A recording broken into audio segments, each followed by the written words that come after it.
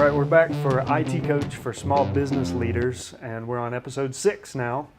We're kicking through 2018, getting the year launched with some IT security discussions. In our previous episode, we ran through a lot of the basics about IT security, and so today, I really just wanted to expand on the conversation we had already had. And I know, Aaron, you've told me that you have given an IT security presentation several times around town to groups, maybe to a group within a company, or maybe it's an organization. Sure. At a meeting. What's your response typically like when you give that? Is it fear and trembling, or are people usually very intrigued?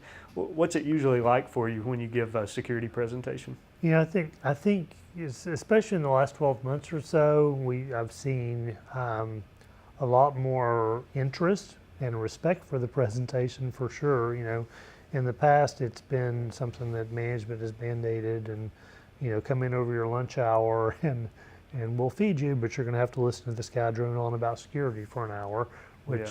Wow, how entertaining does that sound? But over the last 12 months or so, I've started to see a change in that, where people are genuinely interested because they've started to see they've been targeted themselves, perhaps.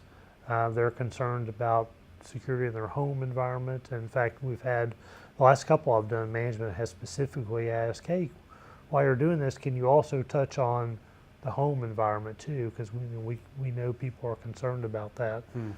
So the response has been, a lot of times people will share personal stories too when I'm in the middle of, they'll give me examples of things that I've just told them about. Yeah. So I'm encouraged by that people are starting to care more about this. I've been in Chattanooga in IT since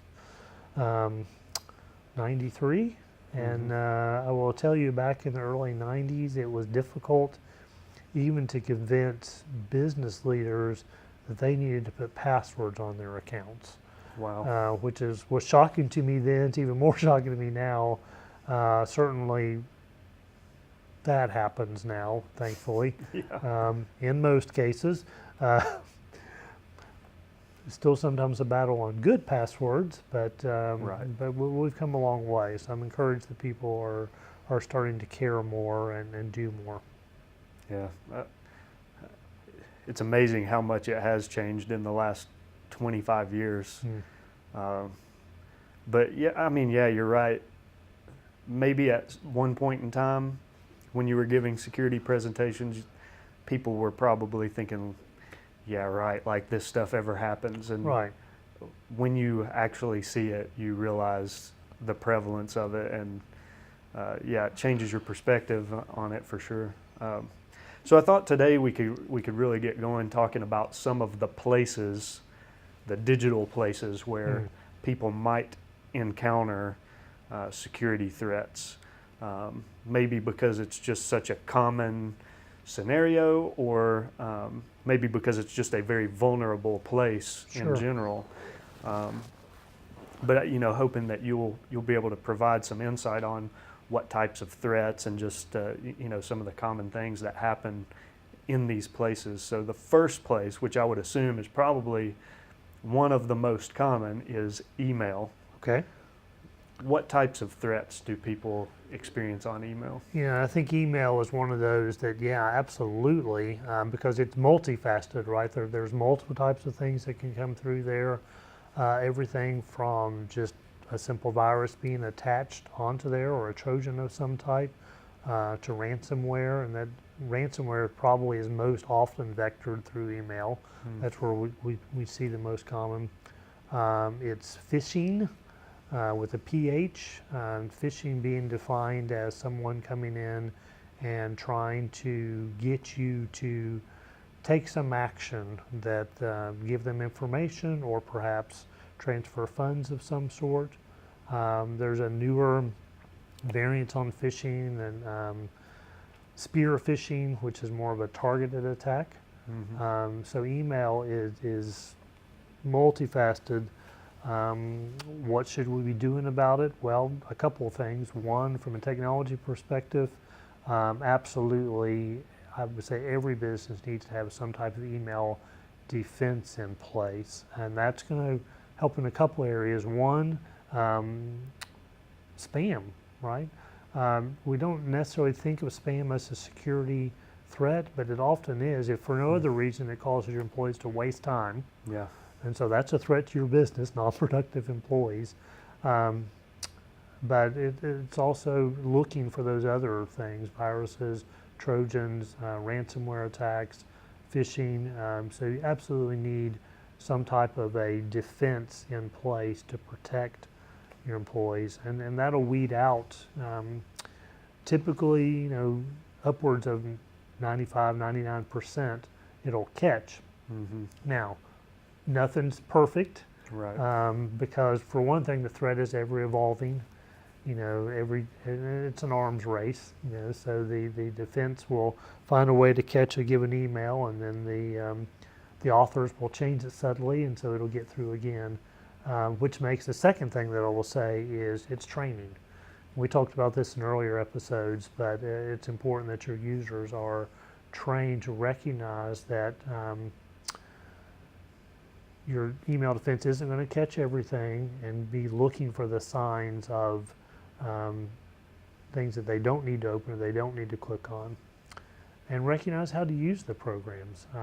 We had an incident recently where a company had email defense in place, and in fact it caught an email that was a phishing attack, but the user saw the message in their quarantine and thought it was, oh, that must be a false positive, released it, and that almost led to some big problems. So it's making sure your users are educated as well. Yeah, I know a couple of points. One being, people use a lot of consumer-facing email products like Gmail and Outlook.com that has a lot of that spam catching mechanism built into it. Right. And people may not even realize how much spam is being filtered out of their email without them even knowing. And so on corporate email networks, that you have to deploy some type of solution to achieve those same type of results. Right. And the other side of that is, you mentioned someone releasing an email from quarantine. I would imagine that might have happened because of spoofing, because Right. an email that you can no longer look at the sender and automatically know, hey, I don't recognize this sender, I'm going to delete this email because it's suspicious. Sometimes the emails look like they're coming from someone because they've been spoofed. Yeah, they absolutely do, and that's a difficult problem for the industry to overcome, and that's simply because the way our society is set up. We all have names, right, and they're not necessarily unique. Yeah. And there's nothing out there that can stop me from setting up an email account with Josh Davis as the from. I could go out and sign up. You mentioned those free public sites. I could go out to Gmail or Hotmail or MSN or a number of them right now, and I could find me a Josh Davis account of some sort and set that up and start impersonating you.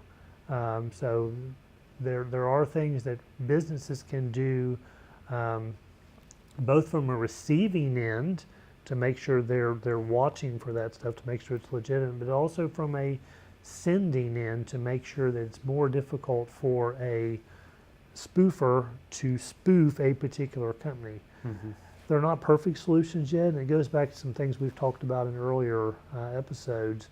There's no one central governing body for the internet that controls how this all interoperates, and the email from the very beginning wasn't designed. Internet email is inherently insecure. Yeah. It's clear text. It's not encrypted by default. We're starting to see some companies encrypt it all the time. Gmail does that for all their messages now. Mm-hmm. But by default, it's an open standard that goes out there. And it's only now, as the threats are becoming more prevalent, that companies are bolting on, some security. But bolt-on security is never as good as baked in, if it was there from the beginning. And so the industry's still wrestling with that, how to make email more secure.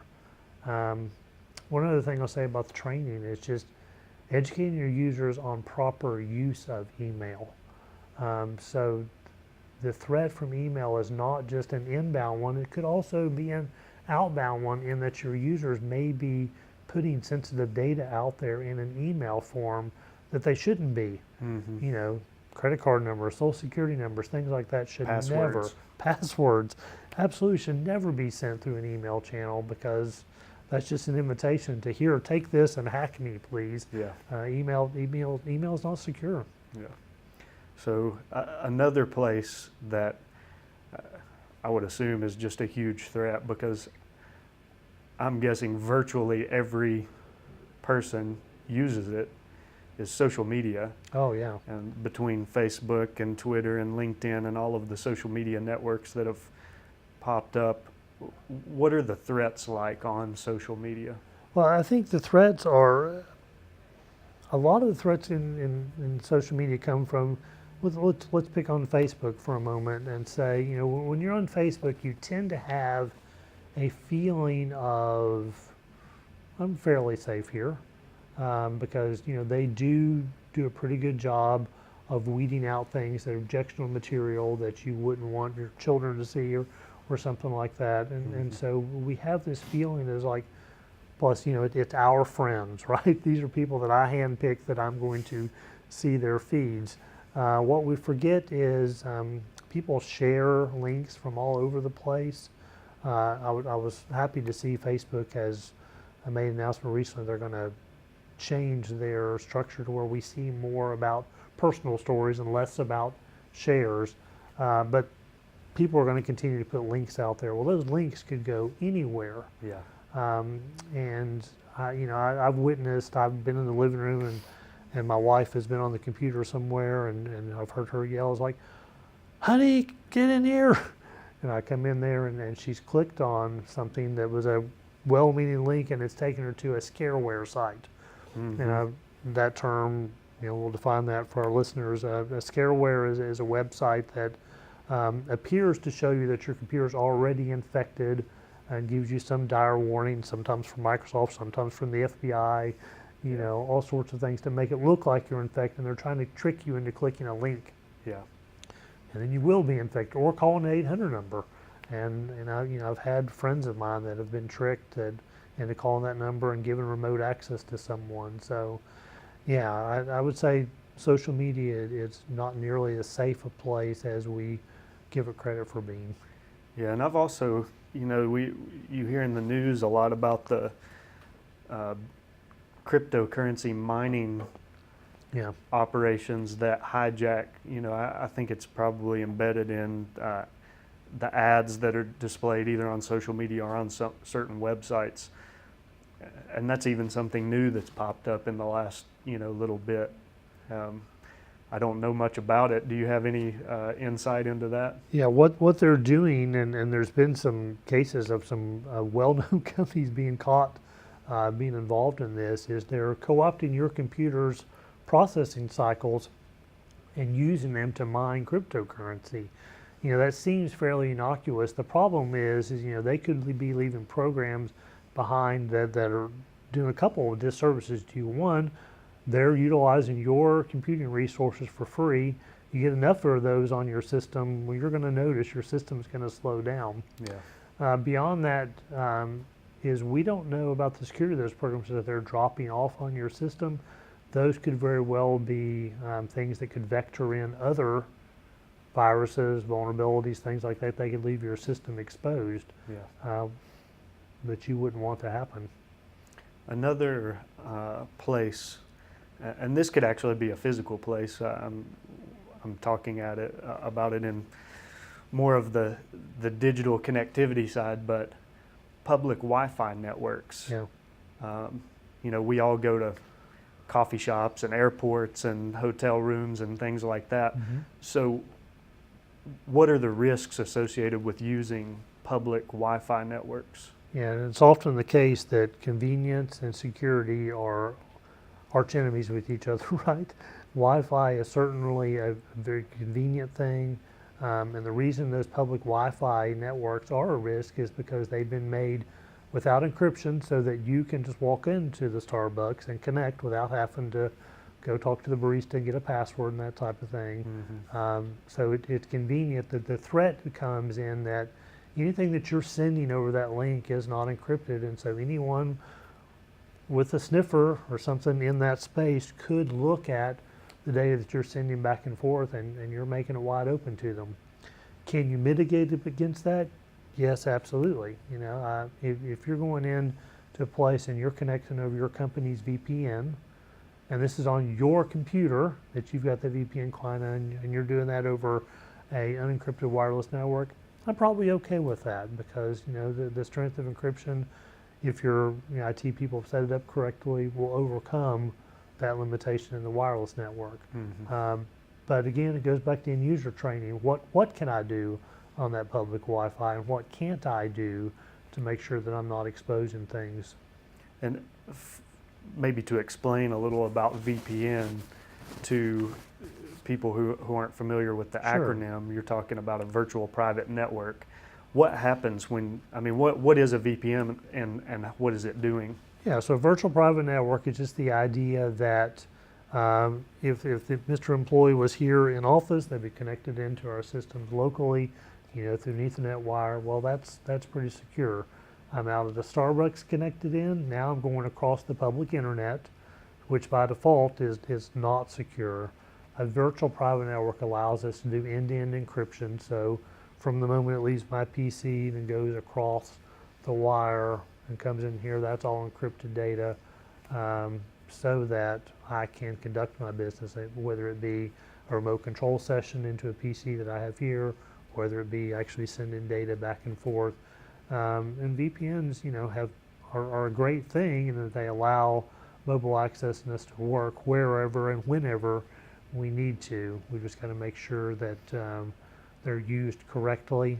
One of my big pet peeves is a business that will allow an employee to cache their credentials. You know, so they've got their laptop, they click their little VPN client, and it logs into the system without prompting them for those credentials because it's cached on the PC. Well, you see the problem with that. Yeah, you if know, someone and- gets access to your device. then- Yeah, because all it takes you to look away for a moment, someone snatch and grab that laptop, and now they've got full access into your systems. And Yep. you know, you could say, well, I could call and report that. How long does it take them to make that theft? Maybe before you can make the call. And so since we're sort of bringing up the topic already, mobile devices, laptops, phones, things like that, obviously we all use some type of mobile device, you know, especially in the professional realm. What are the vulnerabilities there? Well, just the fact that they are mobile devices, right, means they're easier to walk off with. So just from a pure cost perspective, you know, business, it's vulnerable, and they could lose the actual hardware. But that's probably the most minor risk. You know, the far greater risk is the data that's stored on there. So, you know, things I would encourage people to do is, one, you know, the cached credential thing that I talked about. Beyond that, mobile devices should always be protected with secure authentication, whether it be your phone, whether it be your tablet, your laptop. It ought to have strong passwords on it. Just because it's a phone that I can carry in my pocket doesn't mean it shouldn't be a strong credential to get into things. Beyond that, the device needs to be encrypted. Laptops particularly, the hard drives on those should be encrypted, because if someone steals a Windows PC, for example, and that drive has data on it, yes, the PC is protected from being logged into, but an enterprising, you know, thief could take the hard drive out of that computer, put it into another computer that's already booted up, and just go straight to that data and read it without ever logging in, unless that drive is encrypted. So anytime you're storing company information, that those drives need to be set up to where they can't be read without authentication. Yeah, and I've noticed, you know, there's even very simple things like the pattern unlock on your phone, a lot of times you'll have a fingerprint trail Sure. of your whatever pattern it is you've done. And so Right. if you just look at the screen in the right reflection, you can sort of guess what the pattern might be, and things like that could be potentially compromised really easy. You know, Um, I would certainly encourage people to use the biometrics things as much as possible. They're not foolproof, yeah, but they certainly add to the, it's much more difficult for me to spoof someone's fingerprint or their retina scan than it is for me to find out their password. yeah. And what about if a device does get, stolen? Is there something you can do after the fact to protect it or to make it unusable? What should companies do to protect it in that way? Absolutely. So we're talking about mobile device management. So we would want systems in place that can, at a minimum, hopefully track. So, if you're familiar with Apple's things, you have the Find My iPhone. Android has similar type programs where you can find out where it is. But you want the ability to do remote wipes, so that you can actually do a remote and erase all the data, and sometimes brick a phone to where it even can't be used without having to put a password back in. So any company that's allowing a employee to bring any of their personal devices, or a BYOD, bring your own device, it's important to have policies in place for those devices. So it's like, yes, Mr. Employee will allow you to use your personal phone and have it connect into our email, but in doing so, you agree to give us the right to wipe that phone should it be reported lost or stolen. Yeah, that's a lot to think about It just is. just in the mobile device. And so similar to mobile devices, something that may be less prevalent now, but still I would assume happens a lot, is people logging into public devices. So maybe it's at the library, or maybe it's the business center at the hotel you're staying at, or there could be other scenarios. But what are the risks there of using a public device? I would say the risks for public devices are even greater than they are for a public Wi-Fi, because any device that's completely out of my control, whether it be in the library, whether it be in an executive suite at a hotel or something like that, or a business office there, you don't know what's on that PC, what type of Trojans, what type of viruses that may be there. Keylogging is the big threat. So, and the issue with the keylogger is, even if I sit down at that computer and I go to a secure website that my company has put out for me, and it's SSL encrypted, I put everything in. The problem is, on that PC, there may be a keylogger that's logging everything that I type on there. And that can be very easy for someone to go back later after I've left, reconstruct, find out what my credentials are, and log in as me. And now, so I highly discourage people from using public PCs for anything that's business related or sensitive off. You want to use them to go, find the restaurants in the area that you want to go eat at, great. Log in for my corporate email or my VPN. No, I'd stay away from that. Yeah. Yeah, and I would assume, like when I go to a hotel sometimes, if my phone isn't connected, or, maybe I've left it in my hotel room to, and I want to find directions, restaurant or something, yeah, you just go to the PC in the lobby of the hotel and type in a search in the browser, and there's no way that they've got my identity or any personal information through that behavior. But so you're saying absolutely do not log in to any accounts on a public device? No, I just wouldn't do it. There's just too much risk associated with that, whether from the system itself being compromised, or there's even been examples of systems set up where there were cameras watching those devices and literally watching people's hands. And that could extend to your own devices as well, but it's a little more difficult for them to pre-set up that for your own device. But a public device that's in a fixed location, it's much easier to target that. So we brought up phishing and spear phishing attacks earlier. Just since spear phishing is something that's not really mentioned as often publicly on the news media and stuff like that as just the more general phishing attack. Can you talk just a little about spear phishing? What Sure. is it, and how do you recognize that? So, you think of phishing, and that's been going on for quite a while. Probably one of the most commonly known examples is the Nigerian prince, right? Who's trying to, he's sending out these mass emails to people, promising them untold millions in exchange for a few $100,000, wired to them or something like that. Yeah. That's a phishing attack. And just think of it as casting a big net out there and just seeing who we may catch. And that's, the fact that it still goes on means it's still working. So it's something we've got to be concerned about.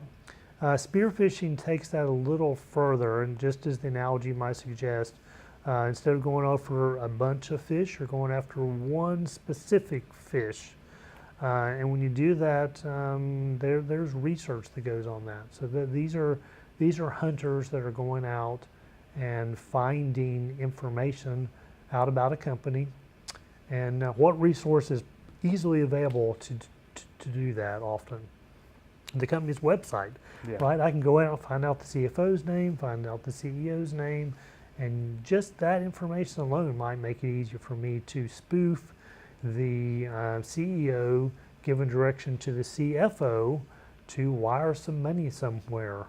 So spear phishing is a highly targeted, and quite frankly, it's one of the scarier things out there in IT right now, because this isn't just someone casting a wide net. This is someone that's zoomed in on you and ready to give you whatever information that's going to make you feel good about complying with what they want you to do. Yeah, I guess it could be even as simple as, like we talked about in the previous episode, where you had gone on premises to a business and been, just told someone who you were. I'm Aaron Swann with InfoSystems.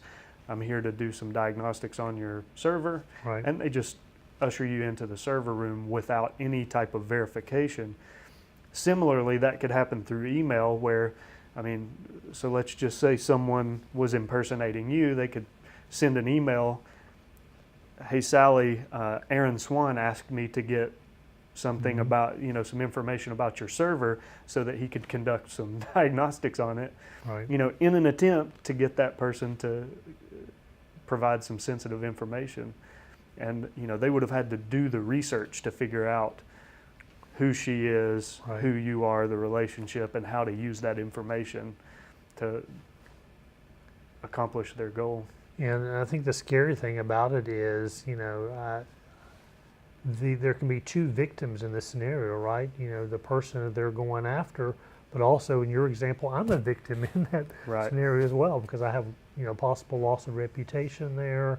And, even if I've done nothing wrong, trying to clear my name of someone making that attack can make it, difficult for all. So it's a strong problem in the industry right now, and one that we're working to try to find some mitigation for.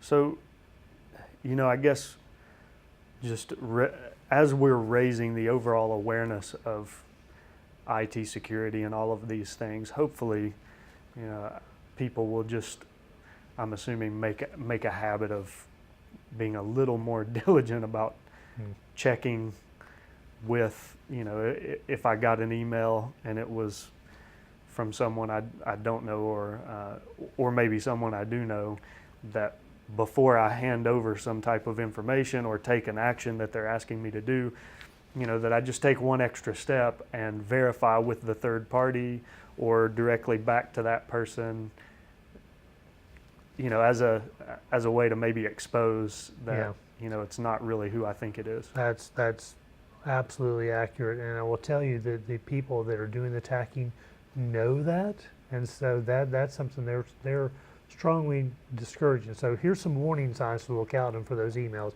Used to be, and still valid to a certain extent, is If you saw a lot of bad grammar and misspelling, you could see this is probably fraudulent. Yeah. That's true still, but getting less true on a daily basis. They're Right. getting smarter about how they tailor these emails. The new thing that I see that's common in all these is the person sending it will claim to be very, very busy, doesn't have time for a phone call right now, so don't call me about this. They'll make a claim of confidentiality. This has got to be something that's kept very secret. Don't talk about this with anyone in the office. Don't call me. Just do it. Wire transfers. You know, yes, there are legitimate need for wire transfers, but that's the preferred vehicle for, you know, these attacks and laws. So if you see wire transfers, I'd think twice. Yeah. You know, make sure. So yeah, I would better to get in trouble for bothering your boss, you know, when he's trying to take a nap, than to send $100,000 over to Barbados and get fired later. All right. So yeah, it's important to do your validation. You know, and this whole topic kind of transcends, you know, this is a business discussion where our audience is local business leaders. Right. But this is a discussion that sort of transcends business, and it's now at every phase of human daily life, your personal life, your professional life, everything. You know, I encountered years ago a situation where my wife and I were looking for a rental property, a house. And so we were looking through Craigslist listings, and you know, we were just clicking on, looking at the pictures, reading the summary. And so we found one that we were sort of interested in. We drove out to the house. It was a house for rent. We drove out to the house, and there was a for rent sign in the yard. We walked around the house and looked in some of the windows, and it was vacant. And so we were checking it out. And so we responded to the Craigslist ad inquiring about, you know, the application process. Someone responded that, and the story was that, you know, they were missionaries overseas right now, and they own this property in Chattanooga that they need to rent out while they're away. And they sent a document, it looked like a rental application that asked for all of our personal information. I don't know what it was about the interaction, but something made me a little suspicious. So I decided to drive back over to the house and call the phone number on the sign. When I did that, it turns out that the person that I had communicated with from the Craigslist listing had nothing to do with this house. Wow. It was someone trying to capture personal information through Craigslist who knows how many people they may have been successful with. Yeah. But you know, that just goes to show this sort of transcends business IT, and this is something that, you know, we all as people need to be aware of in our daily lives. But for the local business leader who really wants to begin addressing IT security internally at their company, where do they start? Where would you tell them what's the best way to, you know, okay, right now you may not have policies, written policies and standards and all of this stuff in place. So where do you start? Yeah, so I would say you start by getting help, because, you know, I think we've talked about in earlier episodes. I think we used a bee illustration, right? We're like the bees that fly between all these different businesses, and you know, much like in the natural world, bees are providing that pollination and allowing those flowers to flourish and bloom. You know, you need to bring someone in who's got this view of what's going on everywhere, because those attacks are going to come. They're going to start somewhere, and then they're going to proliferate out from there. So you want someone that's had wide exposure to lots of scenarios. You know, beyond that, where do you start? Well, we talked about it last episode. You start with doing your inventory, find out what your assets are, find out what your risks are, and then you start putting those protections in place based on the budget that you have to do that. You know, what that looks like, it's going to be a mix of technology. So yes, it's important to have that in place, but I would So I would put an emphasis on that, but I put an even bigger emphasis on training. Mm. You know, and I think a lot of the examples we've talked about over the last couple episodes could have been mitigated had the user been educated in advance to know that, you know, I'm watching out for this. Machines do a pretty good job of filtering some things out, but they're not as smart as human beings. Mm. Hopefully they never will be, you know.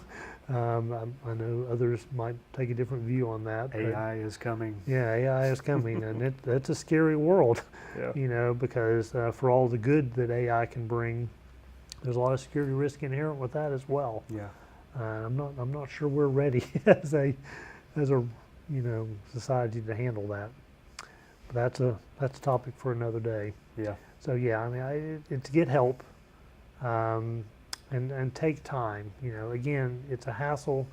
No one wants to do it, but it goes back to the phrase that I was trying to look for in our last episode: an ounce of prevention is worth a pound of cure. And so if you'll take the time to do this up front, it'll pay big dividends down the road. Yeah, well, these were probably 2 pretty long episodes about IT security that we did as far as time goes, but this is such a big topic. It is. And such an important topic. So, and I'm sure it's something we'll talk about more in the future in other episodes of podcasts that we do. But yeah, I mean, I guess closing out today, it's probably good for us to make known that a lot of times we're able to come out and do a free initial assessment Sure. with local companies. And I don't really know of a lot of companies that offer that type of free assessment up front to where, you know, senior level specialists, experts are taking part of their day to come and spend time with a company at no charge to help them become more aware of their internal, you know, in this case, when we're talking IT security, vulnerabilities. So, you know, I would just encourage people watching this episode or listening to the podcast that take advantage of that. InfoSystems is a fantastic local resource, and there's a free, no-risk assessment available to you. Beyond that, if it turns into a paid engagement with InfoSystems or with any other IT security firm, that's great. The most important thing is that local companies are taking care of themselves and becoming less of a target. I think the thing I would say in closing, you know, to the leadership, you know, and I'll focus specifically on the CEO. You know, the top person is whoever you're working with. This has all got to be a top-down thing. You've got to be serious about security, or your people are not going to be. You've got to set that standard for them. And all too often we'll go in and it's just like, okay, do this for my people, but, you know, I don't want to have to change my password. Or, you know, can you make the filters a little looser for me, and that type of thing. And I don't really need to go through this education because one, your people are going to follow your example, and two, you know, it's the leaders that are targeted the most. Right. And quite frankly, that's where we usually see the most damage come through is through the CEO, because typically they have, you know, the highest access to the most sensitive information, and perhaps the lowest security. So it's important that the attitude be set at the top and then filter down throughout. That's great advice. Thanks everybody for tuning in to this episode. Great conversation. Thank you, Aaron, and we'll see you next time.